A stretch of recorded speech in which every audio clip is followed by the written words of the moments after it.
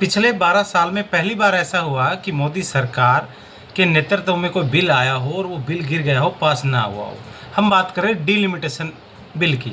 हालांकि इसको महिला आरक्षण बिल भी कहा जा रहा है, लेकिन जो बिल्कुल सरासर गलत है, क्योंकि महिला आरक्षण बिल ऑलरेडी 2023 में पास हो चुका है।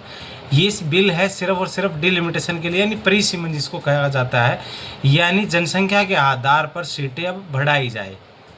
2001 में हुआ था जब 25 साल के लिए इस पर रोक लगा दी गई थी कि 2026 के बाद इस पर आप डिस्कस करेंगे कि देश की जनसंख्या ज़्यादा होती है तो जनसंख्या के आधार पर सीटों की संख्या बढ़ा दी जाए। वर्तमान में 543 सीटें लोकसभा के अंदर है, वो सीटें बढ़ाकर 850 यानी 850 सीटें हो जाएंगी। अब किस स्टेट की सीटें ज़्यादा बढ़ेंगी, किसकी कम बढ़ेंगी, ये तो जनसंख्या 2026 के जो आंकड़े आने के बाद ही होगा। और इसी को लेकर बिल लाया गया था। इसको महिला आरक्षण का नाम भी दिया गया, क्योंकि जाहिर सी बात है 33% आरक्षण महिलाओं को लोकसभा में दिया गया है, यानी अभी नहीं दिया गया है। हकीकत तो यह है कि वो 2029 में लागू होगा।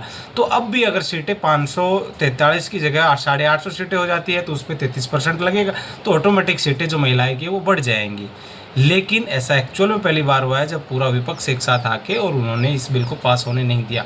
हालांकि इसमें सरकार के भी कुछ आदमी है, विधायक है, जो चाहते थे कि बिल पास ना हो। एक बड़ा आरोप इस पर यह भी लगा है कि ये चुनाव से जस्ट पहले ही क्यों बिल लेके आया गया। और एक दूसरा ये है कि 2026 के पहले आंकड़े आने दीजिए, उसके बाद आप इस बिल को लेके उसके बाद इसको पास करेंगे। और हाल ही में जो यूपी में चुनाव होने वाले कुछ समय बाद, बंगाल के चुनाव चल रहे हैं, इन चुनावों के बीच में आप क्यों सीटें बढ़ाना चाहते हो?